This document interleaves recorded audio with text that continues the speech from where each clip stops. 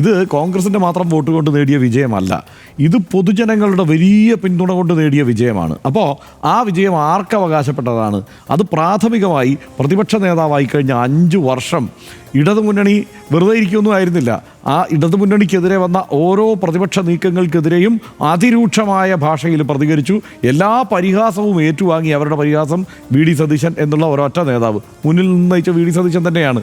അപ്പോൾ V D Satheesan എന്ന നേതാവിനെ തൽക്കാലം മാറ്റിവെച്ചിട്ടുള്ളൊരു ചർച്ച എന്നത് തന്നെ പൊതുസമൂഹത്തെ നമ്മളിപ്പം ഈ അടുത്ത് നിന്ന് ഈ രാഷ്ട്രീയത്തെ നിരീക്ഷിക്കുന്നത് കൊണ്ടും കോൺഗ്രസ് രാഷ്ട്രീയത്തിൻ്റെ പ്രത്യേകതകൾ അറിയാവുന്നത് കൊണ്ടും ഈ നേതാക്കൾ ആദ്യഘട്ടം മുതൽ നടത്തിയ നീക്കങ്ങളെക്കുറിച്ച് ബോധ്യമുള്ളത് കൊണ്ടും നമുക്കിത് അത്ര വിചിത്രമായ ഒരു സംഗതിയായി തോന്നില്ല. പക്ഷേ സാധാരണക്കാരനെ സംബന്ധിച്ചിടത്തോളം ഇത് ഞെട്ടിക്കുന്നതാണ്, അല്ലെങ്കിൽ കോൺഗ്രസിന് വോട്ട് ചെയ്ത ആളുകളെ സംബന്ധിച്ചിടത്തോളം ഈ നീക്കം ഞെട്ടിക്കുന്നതാണ് എന്നുള്ള കാര്യത്തിൽ ഒരു സംശയവും വേണ്ട. കെ സി വേണുഗോപാലിന് അർഹതയില്ല എന്ന് ഞാൻ എന്തായാലും പറയില്ല. രമേശ് ചെന്നിത്തലയ്ക്ക് അർഹതയില്ല എന്ന് ഞാൻ പറയില്ല. അവരൊക്കെ മുഖ്യമന്ത്രിമാരാവാനുള്ള ശ്രമം നടത്തണം എന്ന കാര്യത്തിലും സംശയമൊന്നുമില്ല. അക്കാര്യത്തിലൊക്കെ കാരണം അവർക്ക് എല്ലാവരും ആ ഒരു സ്ഥാനലബ്ധി എന്നത് രാഷ്ട്രീയത്തിൽ ഏറ്റവും പ്രധാനമായതുകൊണ്ട് ആ നീക്കങ്ങളൊക്കെ നടത്തിയേക്കാം. പക്ഷേ ഒരു അതിനു വേണ്ടിയുള്ള കുറുക്കുവഴികൾ സ്വീകരിക്കുന്നു എന്നുള്ള ഒരു സ്ഥിതി വന്നാൽ അത് ഇത്തവണ എന്തായാലും കോൺഗ്രസിൻ്റെ അണികളും പ്രാദേശിക പ്രവർത്തകരും സാധാരണ ജനങ്ങളും ശക്തമായി എതിർക്കും. വേണമെങ്കിൽ വി എസ് അച്യുതാനന്ദന് വേണ്ടി തെരുവിലിറങ്ങി മുദ്രാവാക്യം വിളിച്ച പോലെ മുദ്രാവാക്യം വിളിക്കും എന്ന് തന്നെയാണ് ഞാൻ കരുതുന്നത്. അതിനൊരു കാരണം ഈ വരുന്ന നിരീക്ഷകരാരാണ്? അതൊരു കെ സി സ്ക്വാഡാണ് വരിക. അവർക്ക് മുന്നിലാണ് ഈ പറയുന്ന തെരഞ്ഞെടുക്കപ്പെട്ട MLA-മാർ ഇരിക്കേണ്ടി വരിക. ആ കെ സി സ്ക്വാഡിനോട് സത്യം വെളിപ്പെടുത്താൻ എത്ര പേർക്ക് പറ്റും? എത്ര പേർക്ക് അത് ആത്മവിശ്വാസത്തോടെ വെളിപ്പെടുത്താൻ കഴിയും? ഇവിടെ ഇപ്പോൾ ദീപാദാസ് മുൻഷിയാണ് കേന്ദ്ര നിരീക്ഷകയായി തൽക്കാലം ഇവിടെ കേരളത്തിലുള്ളത്. ദീപാദാസ് മുൻഷി കോൺഗ്രസിൻ്റെ രാഷ്ട്രീയത്തിൻ്റെ പ്രത്യേകതകൾ അറിയാവുന്നതുകൊണ്ട് പറയാം, കെ സി വേണുഗോപാലിൻ്റെ ഏറ്റവും അടുത്ത ഒരു പ്രവർത്തകയാണ്. കെ സി വേണുഗോപാലാണ് ദീപാദാസ് മുൻഷിയുടെ നേതാവ്. അതാണ് അതിൻ്റെ വാസ്തവം. കെ സി വേണുഗോപാൽ ആരാണ്? കോൺഗ്രസിൻ്റെ സംഘടനാ ജനറൽ സെക്രട്ടറിയാണ്. ഏറ്റവും ഉന്നതമായ പദവിയിലിരിക്കുന്ന ഈ ഹൈക്കമാൻഡ് എന്ന നമ്മൾ കണ്ടിട്ടില്ലാത്ത ആ സങ്കല്പ സംവിധാനത്തിലെ ഏറ്റവും ഉന്നതമായ സ്ഥാനത്തിരിക്കുന്നവരിൽ ഒരാളാണ് കെ സി വേണുഗോപാൽ. അപ്പോൾ കെ സി വേണുഗോപാലിൻ്റെ സ്ക്വാഡിനെ തന്നെ ഇങ്ങോട്ട് പറഞ്ഞു വിടുകയാണ്. എന്തിന്?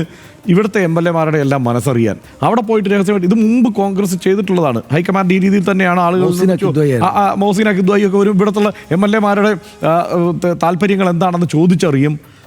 ഇപ്പോഴത്തതിനേക്കാൾ സ്വതന്ത്രമായിരുന്നു അന്നത്തെ സാഹചര്യം. കാരണം എന്താണെന്ന് വെച്ച് കഴിഞ്ഞാൽ ഈ കെ സി വേണുഗോപാലിനെ പോലെ ഒരു നേതാവ് അവിടെ ഇരുന്നിട്ട് കേരളത്തിലേക്ക് ആളെ അയക്കുകയല്ല ചെയ്യുന്നത്. യഥാർത്ഥത്തിലുള്ള ഈ കേന്ദ്ര നേതൃത്വത്തിൽ നിന്ന് ആളുകൾ ഇവിടേക്ക് വന്ന് ഇവിടുത്തെ യഥാർത്ഥ വസ്തുത എന്താണെന്ന് മനസ്സിലാക്കി അത് റിപ്പോർട്ട് ചെയ്ത് അതിനനുസരിച്ച് ഇവിടെ ആളുകളെ തീരുമാനിക്കുകയാണ്. ഇപ്പോൾ കെ കരുണാകരൻ 34 MLA-മാരുടെ പിന്തുണയൊക്കെ ആയി ഇരിക്കുമ്പോഴും അവിടെ AK ആന്റണി മുഖ്യമന്ത്രിയായി ഇരുന്നത് എന്തുകൊണ്ടാണ്?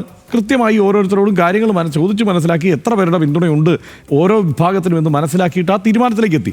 ഇപ്പം നേരിടുന്ന പ്രശ്നം എന്താ പറയുക? ഇപ്പോൾ ഇവിടെ ഗ്രൂപ്പില്ല. അതായത് ഗ്രൂപ്പ് എന്ന സുഘടിതമായ ഒരു സംവിധാനത്തിൻ്റെ നേതാവല്ല വി ഡി സതീശൻ.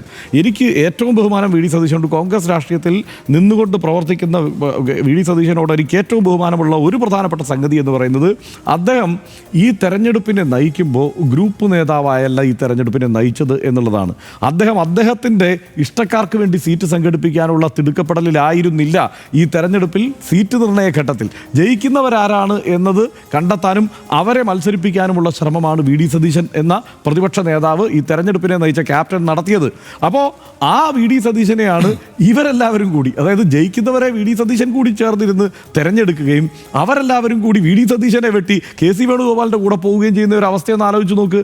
അത് എത്രത്തോളം ഇപ്പോൾ 45 MLA-മാരുടെ പിന്തുണയുണ്ട് എന്നതൊക്കെ ഈ കോൺഗ്രസ് കേന്ദ്രങ്ങളിൽ നിന്ന് വരുന്ന വാർത്തയാണല്ലോ. അപ്പോൾ കെ സി വേണുഗോപാലിന് 45 പേരുടെ പിന്തുണയുണ്ട് എന്ന് പറയുന്നു. കെ സി വേണുഗോപാൽ അങ്ങനെയാണോ പിന്തുണ ഉണ്ടാക്കേണ്ടത്? കെ സി വേണുഗോപാൽ പിന്തുണ ഉണ്ടാക്കിക്കോട്ടെ, പക്ഷേ ഇങ്ങനെയാണോ ഉണ്ടാക്കേണ്ടതെന്നുള്ളതാണ് എൻ്റെ സംശയം. കാരണം ഇപ്പോൾ രമേശ് ചെന്നിത്തല ആത്യന്തികമായി ഈ ദേശീയ നേതൃത്വത്തിൻ്റെ ഒരു പ്രശ്നം കാര്യം അവരിപ്പോൾ കേരളത്തിൽ കുറച്ച് കൂടുതൽ വരുന്നുണ്ട്. രാഹുൽ ഗാന്ധി വരുന്നുണ്ട്, പ്രിയങ്ക ഗാന്ധി വരുന്നുണ്ട്, ഈ പറഞ്ഞ നേതാക്കൾ മല്ലികാർജ്ജുൻ ഖാർഗെയ്ക്ക് കേരളത്തിൻ്റെ സാഹചര്യമൊക്കെ അദ്ദേഹം സൗത്തിൽ നിന്നായതുകൊണ്ട് കുറേ അറിയാം എന്നുള്ളതുകൊണ്ട് കുഴപ്പമില്ല. പണ്ടൊക്കെ കെ കരുണാകരനെ കുറിച്ചൊരു കഥയുണ്ട്. അതായത് ഇവിടെ വെള്ളപ്പൊക്കം കഴിഞ്ഞ് എല്ലായ്പ്പോഴും ഇവിടെ വലിയ വെള്ളപ്പൊക്കം ഉണ്ടായി കഴിയുമ്പോൾ കേന്ദ്ര നിരീക്ഷകർ വരും ഫണ്ട് തരാനായിട്ട്. ഇവർ വന്ന് നിരീക്ഷിക്കുമ്പോഴത്തേക്ക് ഇവിടുത്തെ വെള്ളപ്പൊക്കം കഴിഞ്ഞിരിക്കും. ഇവർ പോയി കറങ്ങി നോക്കുന്നത് ആ കാലത്ത് ഈ കോട്ടയം ജില്ലയുടെ ഭാഗത്ത് അവിടെയൊക്കെയാണ് വെള്ളപ്പൊക്കമോ വല്ല കൊടുങ്കാറ്റും ഒക്കെ ഉണ്ടാകുന്നത്. രണ്ടാമത് ചെന്ന് നോക്കുമ്പോൾ വലിയ വലിയ കെട്ടിടങ്ങൾ വീടുകൾ അന്ന് ആ കാലത്ത് കോട്ടയത്ത് ഇപ്പം ഈ പറഞ്ഞതുപോലെ കേരളത്തിൽ ഉടനീളം കാണുന്നത് പോലെ വലിയ വീടുകളൊക്കെ അവിടെയാണ്. അപ്പോൾ ഈ വീട് കണ്ടു കഴിയുമ്പോൾ ഹെലികോപ്റ്ററിൽ നിന്ന് നോക്കുമ്പോൾ ഇവിടെ എന്ത് കുഴപ്പം, ഇവിടെയൊന്നും ഒരു കുഴപ്പമില്ല, അതുകൊണ്ട് ഫണ്ട് ഉണ്ടാവില്ല. ഒരു തവണ കരുണാകരൻ നേരെ ഹെലികോപ്റ്റർ കുട്ടനാടിന് മുകളിലേക്ക് വിട്ടെന്നാണ് പറയുന്നത്. കാരണം താഴെ നോക്കിയാൽ വരമ്പുകൾ കാണാം, ബാക്കി താഴേക്ക് നോക്കുമ്പോൾ മൊത്തം വെള്ളം. അപ്പോൾ ഈ വെള്ളം കണ്ടു കഴിഞ്ഞപ്പോൾ അപ്പോൾ അതുകൊണ്ട് ആ വർഷമാണ് ഏറ്റവും കൃത്യമായി ഫണ്ട് ലഭിച്ചത്, കേന്ദ്ര സഹായം ലഭിച്ചതെന്ന് പറയും. അതുപോലെ ഒരു പരിപാടിയാണ് ഈ ഫ്ലെക്സ് വെപ്പ്. അതായത് ഇപ്പം ഡൽഹിയിൽ രമേശ് ചെന്നിത്തലയുടെ ലേഖനം, രമേശ് ചെന്നിത്തലയെക്കുറിച്ചുള്ള ലേഖനം ഡൽഹിയിൽ മാത്രം വരുന്നത് എന്തുകൊണ്ടാണ്? അവർക്ക് അത്ര കൃത്യമായി ഇവിടുത്തെ ഗ്രൗണ്ട് അറിയാത്തത് കൊണ്ട് ഇത് വായിച്ചു നോക്കിയിട്ട് അങ്ങനെയൊക്കെയാണല്ലോ, എന്നാൽ പിന്നെ രമേശ് ചെന്നിത്തല ഇരിക്കട്ടെ എന്നുള്ളൊരു തീരുമാനം ഉണ്ടാകുമെന്നുള്ള ചിന്ത കൊണ്ടാണ്. ഒരു പരിധി വരെ അവരങ്ങനെയാണ് ചിന്തിക്കുന്നത് എന്നുള്ളതുകൊണ്ടാണല്ലോ അത് വരുന്നത്. ഇപ്പോൾ കെ.സി. വേണുഗോപാലിൻ്റെ ഫ്ലെക്സ് ഡൽഹി മുഴുവൻ കെ.സി. വേണുഗോപാൽ ഫ്ലെക്സ് വെച്ചു. വി.ഡി. സതീശൻ അവിടെ പോയി ഫ്ലെക്സ് ഒന്നും വെച്ചിട്ടില്ല. പക്ഷേ കെ.സി. വേണുഗോപാൽ അവിടെ തന്നെ ഫ്ലെക്സ് വെച്ചു. അവിടെയുള്ള ആളുകളെ കേരളത്തിലെ നേതാവ് ഞാൻ തന്നെയാണ് എന്നുള്ളത് ബോധ്യപ്പെടുത്തുന്നു. അത് അദ്ദേഹം വെച്ചെന്ന് പറയില്ല, പക്ഷേ അദ്ദേഹത്തിൻ്റെ ഒപ്പമുള്ളവർ വെക്കുന്നു എന്നുള്ളത് ഇപ്പോഴത്തെ ഒരു സ്ഥിതിയാണ്. ഇതെല്ലാം എന്തിനാണ്? ആ മുഖ്യമന്ത്രി സ്ഥാനത്തേക്ക് കടന്നു വരാനുള്ള ഒരു നീക്കമാണ്. വേറെ ഒന്ന് രണ്ട് കാര്യം കൂടിയുണ്ട്. അദ്ദേഹം ഒരു തരത്തിൽ ഞാനൊരു കാര്യത്തിലും ഇടപെടുന്നില്ല, എനിക്കങ്ങനെയൊന്നും ഇല്ല എന്നുള്ള നാട്യത്തിലാണ് അദ്ദേഹം മുന്നോട്ട് പോകുന്നതെങ്കിലും വാസ്തവം അതാണോ? അല്ല.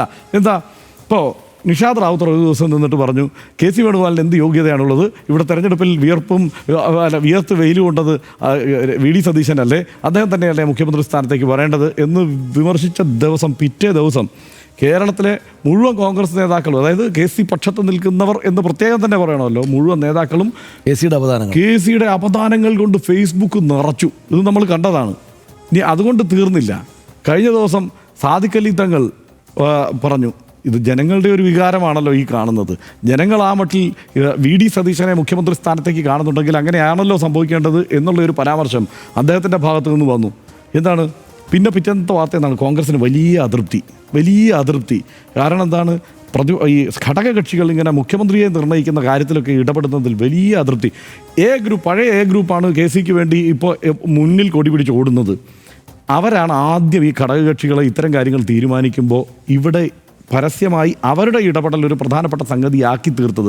95 കെ കരുണാകരനെ പുറത്താക്കുന്നതിന് വേണ്ടിയിട്ട് എ ഗ്രൂപ്പാണ് അന്ന് ഈ ലീഗ് അടക്കം മുഴുവൻ പാർട്ടികളുടെയും നേതാക്കന്മാരെ അണിനിരത്തിക്കൊണ്ട് ഇവർക്കെതിരെ, ആർക്കെതിരെ? അത് കരുണാകരനെതിരെ പറയാൻ വേണ്ടിയിട്ട് അണിനിരത്തിയത്. അവർക്ക് ഇപ്പം ഘടകകക്ഷികൾ ഇടപെടുന്നത് ഭയങ്കര പ്രശ്നമാണ്. അതെന്ത് വിചിത്രമായ സംഗതിയാണ്. അങ്ങനെ ഘടകകക്ഷികൾ ഇടപെടേണ്ട സമയത്ത് ഇടപെടേണ്ടത്. കാരണം ഘടകകക്ഷികൾ എന്തുകൊണ്ടാണ് ഇത് പറയുന്നത്? ഇവർ മാത്രമല്ല കേട്ടോ, ഇപ്പോൾ സി.പി. ജോൺ ആയിക്കോട്ടെ, RSP ആയിക്കോട്ടെ, കെ കരമ ആയിക്കോട്ടെ, ഇവരെല്ലാവരും വി.ഡി. സതീശനെ മുഖ്യമന്ത്രി സ്ഥാനത്ത് കാണണമെന്ന് ആഗ്രഹിക്കുന്നത് എന്തുകൊണ്ടാണ്? അവർക്ക് ഗ്രൗണ്ട് അറിയാം. ഗ്രൗണ്ടിൽ എന്താണ് സംഭവിക്കുന്നത്, ആളുകളുടെ വികാരം എന്താണെന്നറിയാം. അതിനനുസരിച്ച് വേണം തീരുമാനം വരാൻ എന്നതുകൊണ്ടാണ് അവർ ആ ആഗ്രഹം പരസ്യമായോ രഹസ്യമായോ ഒക്കെ പറയുന്നത്. ഇപ്പോൾ ദീപാദാസ് മുൻഷിയാണ് ഇവിടെ നിന്ന് ഹൈക്കമാൻഡുമായിട്ടുള്ള ഇവരുടെ കമ്മ്യൂണിക്കേഷനിലെ മധ്യസ്ഥ, അല്ലെങ്കിൽ ഇവർക്ക് അതിനുള്ള ഇടനില നിൽക്കുന്നയാൾ. എന്താ സംഭവം? ഇത് കെ.സി. വേണുഗോപാലിൻ്റെ അടിയുറച്ച ഒരു അനുയായി എന്ന നിലയ്ക്ക് ഇവിടെ വലിയ നേതാവായി നമ്മൾ കാണുന്നുണ്ടെങ്കിലും, കോൺഗ്രസ്സുകാർ കാണുന്നുണ്ടെങ്കിലും, അടിസ്ഥാനം എന്താണ്? ഡൽഹിയിൽ കെ.സി. വേണുഗോപാലിൻ്റെ അനുയായി ആയിട്ടുള്ള ഒരു നേതാവാണ് എന്നുള്ളതിന് അപ്പുറത്ത് വേറെ പ്രസക്തിയില്ല. അപ്പോൾ അങ്ങനെ ഒരാളാണ് ഇതിനിടെ നിൽക്കുന്നത്. അപ്പോൾ അങ്ങനെ ആ പവർ ഉപയോഗിച്ച് ഇതിനെ പിടിച്ചു പറിക്കാൻ ശ്രമിക്കുന്നത് ശരിയല്ല. മാവിലിങ്ങനെ മാങ്ങ നിൽക്കുന്നത് കണ്ടിട്ട് സനീഷ് കല്ലെറിഞ്ഞ് മാങ്ങ താഴെ ഇടുന്നു, ഞാനതെടുത്തുകൊണ്ട് ഓടുന്നു. എന്ത് വിചിത്രമായിരിക്കും അത്? അല്ല, അതാണ് യഥാർത്ഥത്തിൽ സംഭവിക്കുന്നത്. വി.ഡി. സതീശൻ ഇവിടെ വിയർപ്പ് കൊണ്ടു, നുണേശൻ എന്നുള്ള വിളി കേട്ടു. അതെല്ലാം വി.ഡി. സതീശന് ഗുണം ചെയ്തു എന്നുള്ളത് വേറൊരു കാര്യം. പക്ഷേ അങ്ങനെയുള്ള നിരന്തരമായ ഭത്സനങ്ങൾ കേട്ടു. ഇതെല്ലാം കേട്ടിട്ട് നിന്ന് നയിച്ചു. അതിനുശേഷം ഇപ്പോൾ അദ്ദേഹത്തെ വേണ്ട, അദ്ദേഹത്തിന് 5 പേരുടെ പിന്തുണയേ ഉള്ളൂ എന്നൊക്കെ ഇങ്ങനെ വാർത്തകൾ വരികയാണ്. വി.ഡി. സതീശന് 5 പേരുടെ പിന്തുണയേ ഉള്ളൂ, അതുകൊണ്ട് വി.ഡി. സതീശൻ മുഖ്യമന്ത്രി ആകേണ്ടതില്ല. കെ.സി. വേണുഗോപാലിന് 45 പേരുടെ പിന്തുണയുണ്ട്. ഇതിനിടയ്ക്ക് അപ്പുറത്ത് രമേശ് ചെന്നിത്തല, അദ്ദേഹത്തിന് അർഹതയുണ്ട്. ഇതെല്ലാം ഞാൻ പറയണല്ലോ, അദ്ദേഹത്തിനും അർഹതയുണ്ട്. കഴിഞ്ഞ തവണ അദ്ദേഹം പരാജയപ്പെട്ടത്, അദ്ദേഹം ഒത്തിരി ആരോപണങ്ങളൊക്കെ സർക്കാരിനെതിരെ കൊണ്ടുവന്നതാണ്. അതിനെ ഒന്നും പ്രതിരോധിക്കാൻ, അതിനൊന്നും ഒപ്പം കൈ കൊടുത്തില്ല കോൺഗ്രസ്സുകാരെന്നുള്ളതൊരു വാസ്തവമാണ്. അന്നേരം എല്ലാവരുടെയും മനസ്സിൽ ഈ പറയുന്ന സ്വപ്നമായിരുന്നു. മലർപ്പൊടിക്കാരൻ്റെ സ്വപ്നത്തിലിരിക്കുന്നതുകൊണ്ട് ആരും അതിന് കൈ കൊടുത്തില്ല. പക്ഷേ അങ്ങനെയൊക്കെ പല കാരണങ്ങൾ കൊണ്ട് തോറ്റു കഴിഞ്ഞപ്പോൾ അദ്ദേഹത്തെ മാറ്റി നിർത്തിയ സ്ഥിതിക്ക് പിന്നീട് അദ്ദേഹമല്ല നയിച്ചത് കോൺഗ്രസിനെ, അത് വി.ഡി. സതീശൻ തന്നെയാണ്. ഇത്തവണ വി.ഡി. സതീശനാണ് അതിന് അർഹൻ. വി.ഡി. സതീശനിൽ നിന്ന് ഇത് പിടിച്ചു പറിക്കാനുള്ള ഓരോ നീക്കവും ഈ 102 സീറ്റുകളുടെ ആ പൊലിമ കെടുത്തും. മാത്രമല്ല തൊട്ടടുത്ത് തന്നെ വലിയ പ്രതിസന്ധിയിലേക്ക് കോൺഗ്രസ് പോകും. നിശ്ചയമായിട്ടും. അപ്പോൾ അതിനകത്തല്ലാണ്ട് ഒരു കാര്യം എന്ന് വെച്ചാൽ വി.ഡി. സതീശനാണ് ഈ മുഖ്യമന്ത്രിയാകാൻ സർവ്വതാ യോഗ്യനും അദ്ദേഹത്തിനാണ് അതിന് അവകാശമുള്ളതെന്ന കാര്യത്തിൽ യാതൊരു സംശയമില്ല. അക്കാര്യത്തോടൊപ്പമാണ് ഞാൻ നിൽക്കുന്നത്. കാരണം ഇത് കോൺഗ്രസിൻ്റെയോ UDFൻ്റെയോ മാത്രം ഒരു വിക്ടറി അല്ല. ഇത് ഹർഷൻ പറഞ്ഞതുപോലെ കേരളത്തിലെ പല വിഭാഗം ആളുകൾ, അതായത് കക്ഷി രാഷ്ട്രീയ വ്യത്യാസമില്ലാതെ, മതജാതി വ്യത്യാസമില്ലാതെ ഒരു മുന്നണിയെ തെരഞ്ഞെടുത്ത ഒരു വിധിയാണിത് എന്ന് പറയാം. കക്ഷി രാഷ്ട്രീയ വ്യത്യാസമില്ലാതെ തെരഞ്ഞെടുക്കുക എന്ന് വെച്ചാൽ ഒരിടത്തും നടക്കുന്നതല്ല. പക്ഷേ അത് ഈ തെരഞ്ഞെടുപ്പിൽ നടന്നു. കക്ഷി രാഷ്ട്രീയ വ്യത്യാസമില്ലാതെ UDFനെ തെരഞ്ഞെടുത്താണ്. CPM-കാരുടെ കൂടെ വോട്ട് കിട്ടിയിട്ടാണ്, LDFൻ്റെ കൂടെ വോട്ട് കിട്ടിയിട്ടാണ് വന്നത്. അതുകൊണ്ട് അതിനുള്ള കാര്യങ്ങളെല്ലാം ഒപ്പിച്ചു വെച്ചത് VD സതീശനാണ്. എന്ന് മാത്രമല്ല, ഈ പറയുന്ന സാംസ്കാരിക നായകരുടെ പിന്തുണ ഇത്തവണ ഒരു പ്രധാനപ്പെട്ട ഘടകമായിരുന്നു. സാംസ്കാരിക നായകരുടെ ഉള്ളിൽ ഈ വിധിയിലേക്ക് വരാൻ ആവശ്യമായിട്ടുള്ള തുടർഭരണമൊക്കെ വീണ്ടും വന്നാൽ കുഴപ്പമില്ല എന്നുള്ള സാധനങ്ങളൊക്കെ വെച്ചത് VD സതീശനാണ്.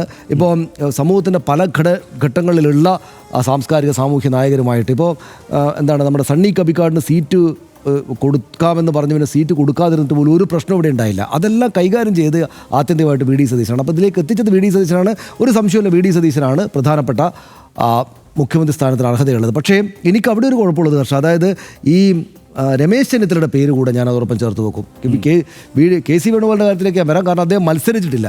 മത്സരിച്ച രണ്ട് പ്രധാനപ്പെട്ട നേതാക്കൾ VD സതീശനും രമേശ് ചെന്നിത്തലയുമായിരുന്നു. രമേശ് ചെന്നിത്തലയ്ക്ക് എന്തുകൊണ്ടാണ് അർഹത എന്ന് വെച്ചാൽ, ഞാൻ കാണുന്നത് ഈ തെരഞ്ഞെടുപ്പ് വിധിയോടെ എസ്റ്റാബ്ലിഷ് ചെയ്യപ്പെട്ട UDFൻ്റെ ഒരു വാദം, UDFൻ്റെ ഒരു വാദം, കഴിഞ്ഞ നിയമസഭാ തെരഞ്ഞെടുപ്പിൽ കോൺഗ്രസ് UDF പരാജയപ്പെട്ടു പോയത് കോൺഗ്രസിൻ്റെയോ UDFൻ്റെയോ ലീഡർഷിപ്പിൻ്റെ കുഴപ്പം കൊണ്ടല്ല, അവരുടെ എന്തെങ്കിലും കുറവ് കൊണ്ടല്ല, മറിച്ച് അത് കോവിഡ് കാലം എന്നതിനെ ആ ഇടതുപക്ഷ സർക്കാരിന് നന്നായിട്ട് നേരിടാനുള്ള സൗകര്യം വന്നതുകൊണ്ടാണ് എന്നതാണ് ഇതോടെ ഈ തെരഞ്ഞെടുപ്പോടെ സ്ഥാപിക്കപ്പെട്ട UDFൻ്റെ ഒരു വാദം. ഇത് UDF എല്ലാവരും പറയുന്നതാണ്. കാരണം രണ്ടാം ടേമിലേക്ക് പോയത് അവരുടെ ഒന്നും ക്വാളിറ്റി കൊണ്ടല്ല, മറിച്ച് കോവിഡിനെ കൈകാര്യം ചെയ്താൽ അവർക്കൊരു അവസരം കിട്ടി. ഒരു സങ്കീർണമായിട്ടുള്ള പ്രശ്നത്തെ, ലോകം തന്നെയും കാണാത്തൊരു പ്രശ്നത്തെ കൈകാര്യം ചെയ്യാൻ ആ സർക്കാർ ഒരു അവസരം കിട്ടിയതുകൊണ്ട് അത് ജനങ്ങൾക്കിടയിൽ സ്റ്റേബിളായിട്ടുള്ള ഒരു സർക്കാർ വേണം, ഒരു മുഖ്യമന്ത്രി വേണം എന്നുള്ളതുകൊണ്ട് ജനങ്ങൾ അദ്ദേഹത്തെ തന്നെ വീണ്ടും തിരഞ്ഞെടുത്തു എന്നതാണ്. ഞാനതിനെ പറ്റിയുള്ള എൻ്റെ അഭിപ്രായം അതല്ല കേട്ടോ. പക്ഷേ ഞാൻ പറഞ്ഞത് അങ്ങനെ സ്ഥാപിക്കപ്പെട്ടൊരു UDFൻ്റെ വാദം രമേശ് ചെന്നിത്തലയ്ക്ക് അനുകൂലമായിട്ടുണ്ട്. കാരണം ആ ഘട്ടത്തിൽ ഉറപ്പായിട്ടും മുഖ്യമന്ത്രി ആകേണ്ടിയിരുന്ന രമേശ് ചെന്നിത്തലയ്ക്ക് അത് സാധ്യമാകാതെ പോയത് ഈ ഒരു കാര്യം കൊണ്ടാണ്. അപ്പോൾ സ്വാഭാവികമായിട്ടും സീനിയോറിറ്റി ഉള്ളതുകൊണ്ടും MLA-മാർക്ക് അദ്ദേഹത്തോടൊരു കൂടുതൽ MLA-മാർ അദ്ദേഹത്തോടൊപ്പം നിൽക്കുന്നുണ്ട് എന്ന് പറയുന്നത് കൊണ്ടും, പിന്നെ അദ്ദേഹം മുതിർന്നയാളായിട്ട് VD സതീശനെ പോലെ ഒരാൾ മുഖ്യമന്ത്രി ആയിരിക്കുമ്പോൾ സഭയിലിരിക്കുന്നതിൻ്റെ ഒരു അനൗചിത്യമെന്ന് അദ്ദേഹത്തിൻ്റെ അഭംഗി എന്ന് അദ്ദേഹത്തിൻ്റെ ആരാധകർ കണക്കാക്കുന്നത് കൊണ്ടും രമേശ് ചെന്നിത്തല ക്ലെയിം ചെയ്യാവുന്നതേ ഉള്ളൂ. ഞാൻ എൻ്റെ അഭിപ്രായം പറഞ്ഞു, VD സതീശനാണ് കൊടുക്കേണ്ടത്. നമ്മൾ രാഷ്ട്രീയത്തെ കാണുന്ന കാര്യങ്ങൾ വെച്ചിട്ട് VD സതീശനാണ്. പക്ഷേ രമേശ് ചെന്നിത്തലയുടെ ആളുകൾ മുന്നോട്ട് വെക്കുന്ന വാദങ്ങൾ തെറ്റാണെന്ന് നമുക്ക് തള്ളിക്കളയാൻ പറ്റില്ല. അത് ആ പാർട്ടി അവരുടെ ജനാധിപത്യ പ്രക്രിയയിലൂടെ ആരാണ് വേണ്ടതെന്ന് വെച്ചാൽ തീരുമാനിച്ച് വന്നുകൊള്ളട്ടെ എന്നേ വിചാരിക്കുന്നുള്ളൂ. KC വേണുഗോപാലിൻ്റെ കാര്യം പക്ഷേ അത് ഇവിടെ ഹർഷം പറഞ്ഞു. KC വേണുഗോപാൽ ഇന്ന് മാത്രമല്ല, KC വേണുഗോപാലിന് സത്യത്തിൽ കേരളത്തിലെ തെരഞ്ഞെടുപ്പിൻ്റെ ചുമതല മാത്രമല്ല ഉണ്ടായിരുന്നത്, അസമിൻ്റെയും ബംഗാളിൻ്റെയും തമിഴ്നാടിൻ്റെ ഒക്കെ ചുമതല ഉണ്ടായിരുന്നു. അവിടങ്ങളിലൊക്കെ തോൽക്കുക ചെയ്തിരിക്കുന്നത്. വലിയ പ്രശ്നങ്ങൾ ഉണ്ടായിട്ടുണ്ട്. അപ്പോൾ വിജയം നേടിയ ഒരു സ്ഥലത്തേക്ക് രാജ്യത്തിൻ്റെ ആകെ ചുമതലയുള്ള ഒരാൾ നേതാവ് വന്നിട്ട് ഇവിടെ വിജയം നേടിയ ഒരു സ്ഥലത്തിൻ്റെ ക്ലെയിം എടുത്തിട്ട് ഞാനിതാ മുഖ്യമന്ത്രി ആവുന്നു എന്ന് പറയുന്ന ഒരു അഭംഗി ഒരുപക്ഷെ അദ്ദേഹത്തിന് തന്നെ മനസ്സിലാവുന്നതാണ് ഞാൻ വിചാരിക്കുന്നത്. മറ്റൊരു പ്രധാനപ്പെട്ട കാര്യം KC വേണുഗോപാലിനെതിരായിട്ടുള്ളത്, അദ്ദേഹത്തിന് 2 ഉപതെരഞ്ഞെടുപ്പുകൾ ഇവിടെ വരും. ഒന്ന് അദ്ദേഹം മത്സരിക്കുന്ന നിയമസഭാ മണ്ഡലത്തിൽ, മറ്റത് അദ്ദേഹം പോകുന്ന ആലപ്പുഴ ലോക്സഭാ മണ്ഡലത്തിൽ, അല്ലേ? അങ്ങനെ 2 ഉപതെരഞ്ഞെടുപ്പ് വരും. അപ്പോൾ ഇതിൻ്റെ പ്രശ്നം എന്താണ്?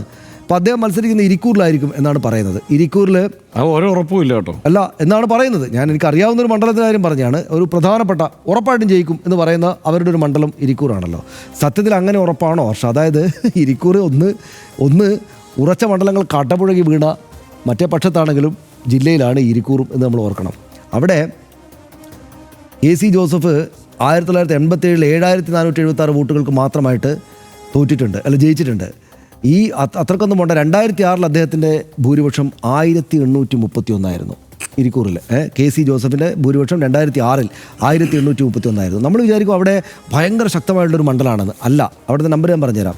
2011 11757, 2016 9647, 2021 കഴിഞ്ഞ തവണ 10,010 വോട്ട്, ഇത്തവണ 42,000 വോട്ട് സജി ജോസഫ് അവിടെ നേടിയിട്ടാണ് വിജയിച്ചത്. എന്ന് വെച്ചാൽ ഇരിക്കൂർ UDFന് കൂടെ നിൽക്കുന്നൊരു മണ്ഡലമാണ്, നല്ല ഭൂരിപക്ഷം കൊടുക്കുന്ന മണ്ഡലമാണ്. പക്ഷേ ഈ തവണത്തെ വോട്ട് നോക്കണ്ട. ഈ തവണ സകലമാന മനുഷ്യരും കക്ഷി രാഷ്ട്രീയ വ്യത്യാസമില്ലാതെ, ജാതിമത വ്യത്യാസമില്ലാതെ വോട്ട് ചെയ്തിട്ടാണ് ഇവരെല്ലാം എത്തിയത്. അതുകൊണ്ട് 42,000 നോക്കണ്ട. അവിടെ പയ്യന്നൂരും തളിപ്പറമ്പും CPM-നെയും LDF-നെയും കൈവിട്ടതുപോലെ അങ്ങനെ കണക്കാക്കിയാൽ വേണമെങ്കിൽ കൈവിടാവുന്ന സ്ഥലമാണ് ഇരിക്കൂർ എന്ന് നമ്മൾ കാണണം. ഞാൻ ആ പറഞ്ഞ നമ്പറിനകത്ത് അതുണ്ട്. അതുകൊണ്ട് ഇദ്ദേഹം അനവസരത്തിൽ അനർഹമായിട്ട് മുഖ്യമന്ത്രി സ്ഥാനം പിടിക്കാൻ വേണ്ടി വരികയാണ് എന്ന ചിന്തയോ മറ്റോ ഈ CPM-കാർ പയ്യന്നൂരും തളിപ്പറമ്പിലും തൃക്കരിപ്പൂരിലും കാണിച്ചു കൊടുത്ത പോലെ ഇരിക്കൂറിലെ കോൺഗ്രസ്സുകാർക്ക് തോന്നിയാൽ അവിടെ അത്ര എളുപ്പമല്ല എന്നുള്ള കാര്യം നമ്മൾ മനസ്സിലാക്കണം. വലിയ മുന്നേറ്റം ഉണ്ടാക്കിയതിന് ശേഷം ഇതാ ഒരു ഉപതെരഞ്ഞെടുപ്പിൽ തോറ്റുപോകുമോ, എന്തായാലും ജയിക്കില്ലേ എന്ന ആത്മവിശ്വാസം കൊണ്ടുവന്ന് വെക്കാൻ പറ്റുന്ന സാഹചര്യം ഇപ്പോൾ കേരളത്തിലില്ല. അതായത് സ്വന്തം കക്ഷിക്കെതിരെ വോട്ട് ചെയ്തിട്ട് അവരെ മറിച്ചിടാൻ മാത്രം അതിൽ ഹരം പിടിച്ച ഒരു ജനതക്ക് അപ്പുറത്ത് ഒരു 6 മാസത്തിനകത്താണ് ഇനി തെരഞ്ഞെടുപ്പ് നടക്കേണ്ടത് എന്ന കാര്യം നമ്മൾ അവിടെ ഓർക്കണം. എന്നാൽ അപ്പുറത്ത് നോക്കിയാലോ, അപ്പുറത്ത് ഈ ആലപ്പുഴയിൽ നോക്കിയാൽ ആലപ്പുഴയിൽ 63,500 വോട്ടുകൾക്കാണ് KC വേണുഗോപാൽ ജയിച്ചത്. പക്ഷേ 2019 10,500 വോട്ടുകൾ KM ആരിഫ് ജയിച്ചതാണ്. അപ്പുറത്തായിരുന്നു അദ്ദേഹം വിജയിച്ചിട്ടുണ്ട്, ഇടതുപക്ഷക്കാരൻ ജയിച്ചിട്ടുണ്ട്. 2004 CPM ജയിച്ചിട്ടുണ്ട്. അപ്പോൾ ആലപ്പുഴ വളരെ ഉറച്ച ഒരു UDF മണ്ഡലമാണോ? നമുക്ക് കണക്കാക്കാൻ പറ്റില്ല. അതായത് എല്ലാം ശ്രദ്ധമായിരിക്കുകയാണ്, എല്ലാം ശിഥിലമാകുന്നു എന്ന് പറഞ്ഞൊരു നോവലിൻ്റെ പേരുണ്ട്, മറ്റേ ചിന്നു അച്ചബയുടെ. അതുപോലെ എല്ലാം ശ്രദ്ധമായിരിക്കുന്നൊരു കുഴഞ്ഞ മണ്ണാണ് ഇപ്പോൾ കേരളത്തിലെ രാഷ്ട്രീയ മണ്ണ്. അതായത് ഒന്നും ഉറച്ചതല്ല. CPM-ൻ്റെ LDF-ൻ്റെ ഒക്കെ വലിയ ചെങ്കോട്ടകൾ ഇടിഞ്ഞു പൊളിഞ്ഞ് താഴെ വീണിരിക്കുകയാണ്. ആ സമയത്ത് കോട്ടകളാണെന്ന് കരുതിയിട്ട് രണ്ടിടത്ത് ഉപതെരഞ്ഞെടുപ്പ് കൊണ്ടുവരാൻ കോൺഗ്രസിന് പറ്റുമോ എന്ന് അവരാലോചിക്കട്ടെ. ഉറപ്പായിട്ടും ജയിക്കുക. അതായത് അങ്ങനെ സങ്കീർണമായൊരു സാഹചര്യത്തിൽ, അതായത് ഇവിടെ മുഖ്യമന്ത്രിമാരാകാൻ ആളില്ല, അതുകൊണ്ട് ഒരു പ്രധാനപ്പെട്ട നേതാവ് വന്നേ പറ്റൂ. അതുകൊണ്ട് ഈ റിസ്ക് എടുത്തിട്ടും നമ്മൾ ലോക്സഭയിൽ നിന്ന് രാജിവെക്കുകയും നിയമസഭയിൽ പോയിട്ട് മത്സരിക്കുകയും വേണം എന്നൊരു തീരുമാനമാണ് ഒരു പാർട്ടി എടുക്കുന്നതെങ്കിൽ അതിനെ കുറ്റം പറയാൻ പറ്റില്ല. പക്ഷേ ഇതങ്ങനെയല്ല. 2 പ്രധാനപ്പെട്ട ആളുകൾ അവിടെ ഉണ്ടായിരിക്കെ മൂന്നാമത്തെ ഒരാൾ ഇങ്ങനെ ഒരു സാഹചര്യത്തിൽ വരേണ്ടതുണ്ടോ എന്ന് സ്വാഭാവികമായിട്ട് അവർ ആലോചിക്കുമല്ലോ. ഒരു കാര്യം കൂടെയുണ്ട് സനീഷേ, അതായത് ഇവരൊക്കെ തമ്മിൽ ഏതാണ്ട് സീനിയോറിറ്റിയിൽ വലിയ വ്യത്യാസം ഉണ്ടെന്നുള്ള മട്ടിലാണ് കാര്യങ്ങൾ അവതരിപ്പിക്കുക. KC വേണുഗോപാൽ വലിയ നേതാവാണ്, ഹൈക്കമാൻഡിൽ ഉന്നത പദവിയിലെത്തിയ ആളാണ് എന്ന് പറയുമ്പോൾ യഥാസമയത്ത് കൈപിടിച്ചുയർത്തി കൊണ്ടുപോകാൻ ആളുകളുണ്ടായിരുന്നു. ആ മട്ടിൽ അദ്ദേഹം ഉയർന്നുയർന്ന് മുകളിലേക്ക് പോവുകയും ചെയ്തു. കോൺഗ്രസിൻ്റെ ഒരു രീതി വെച്ചിട്ട് ആ നിലയ്ക്ക് അദ്ദേഹം ഉയർന്നുയർന്ന് മുകളിലേക്ക് പോയിട്ടുണ്ടെന്നുള്ളത് വാസ്തവമാണ്. KC വേണുഗോപാലും VD സതീശനും തമ്മിൽ 2 വയസ്സിൻ്റെ വ്യത്യാസമേ ഉള്ളൂ. ഒന്നാമത്തെ കാര്യം അതാണ്. അതായത് ഏതാണ്ട് നമ്മളുടെ പ്രായ വ്യത്യാസമേ KC വേണുഗോപാലിനും VD സതീശനും തമ്മിൽ അതല്ല ഞാൻ പറഞ്ഞത് 2 വയസ്സിന്റെ വ്യത്യാസമേ ഉള്ളൂ.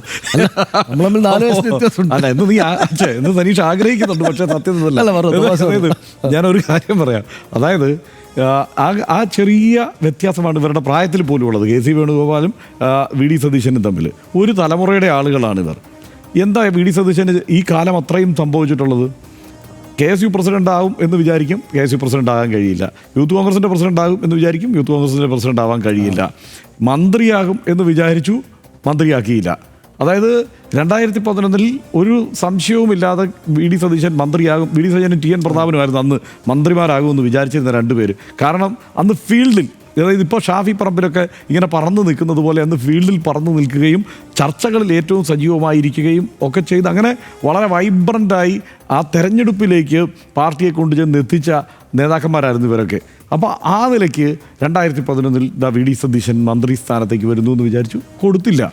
ഇപ്പം അങ്ങനെയാണ് ഇതൊന്നും കിട്ടാതെ സീനിയോറിറ്റിയിൽ ആ പ്രശ്നങ്ങളൊക്കെ ഉണ്ടാകുന്നത് അങ്ങനെയാണ്, അല്ലാതെ വേറെ ഏതെങ്കിലും തരത്തിലല്ല. ഇതിൽ ഒടുവിൽ ഇപ്പോൾ നോക്കൂ, മുഖ്യമന്ത്രി ആകും എന്ന് VD സതീശൻ മുഖ്യമന്ത്രി ആകും എന്ന് കരുതുന്നു, കൊടുക്കാൻ ഒരു പ്ലാനും തൽക്കാലം കോൺഗ്രസിനില്ല. ഒരു കാര്യം കൂടെ പറയാം, KC വേണുഗോപാൽ രാജ്യസഭാംഗമായിരിക്കെയാണ് അദ്ദേഹത്തിന് പാലക്കാട് മത്സരിക്കണമെന്നൊരു വിളി വന്നത്. അങ്ങനെ അദ്ദേഹത്തിന് പാലക്കാട്ടേക്ക് മത്സരിക്കണമെന്നുള്ള ആഗ്രഹം പറയുന്നു. അദ്ദേഹം അവിടുന്ന് പുറപ്പെടുന്നു. രാജ്യസഭയിലേക്ക് ഒരു സീറ്റ് BJPക്ക് അപ്പം തന്നെ ഒപ്പിച്ചു കൊടുത്തു. KC വേണുഗോപാൽ പാലക്കാട്ടേക്ക് വരുമ്പോൾ BJPക്ക് രാജ്യസഭയിൽ ഒരു സീറ്റ് വർദ്ധിച്ചു എന്നുള്ളത് ഓർക്കണം. ഒരംഗത്തെ കൊടുത്തു. പാലക്കാടല്ല ആലപ്പുഴയിലേക്ക് വന്നു. ഇനിയിപ്പോൾ അദ്ദേഹം ആലപ്പുഴയിൽ നിന്ന് രാജിവെച്ച് ഇവിടെ മുഖ്യമന്ത്രിയാവാൻ തീരുമാനിക്കുന്നു എന്ന് കൂട്ടിക്കോ. ഈ നേരത്തെ സനീഷ് പറഞ്ഞതുപോലെ എന്ത് ഉറപ്പാണുള്ളത് ആലപ്പുഴയിൽ കോൺഗ്രസ് ജയിക്കുമെന്ന്? കോൺഗ്രസിന് ഒരു അംഗത്തെ കൂടി പാർലമെൻറ്റിൽ കുറച്ചു കൊടുക്കുക. ഇദ്ദേഹം പാർലമെൻറ്റിൽ പോയത്, അല്ലെങ്കിൽ ദേശീയ നേതാവായിരിക്കുന്നത് പാർലമെൻറ്റിലെ കോൺഗ്രസിൻ്റെ അംഗബലം കുറയ്ക്കാൻ തീരുമാനിച്ചാണോ? എനിക്ക് മനസ്സിലായിട്ടില്ല. അപ്പോൾ അതുകൊണ്ട് കോൺഗ്രസിന് നല്ലതല്ല അങ്ങനെ ഒരു ആലോചനയും അങ്ങനെ ഒരു തീരുമാനവും. രമേശ് ചെന്നിത്തല ഫൈറ്റ് ചെയ്യട്ടെ, പോരാടട്ടെ, നമുക്ക് ബാക്കി കാണാം. അതെ.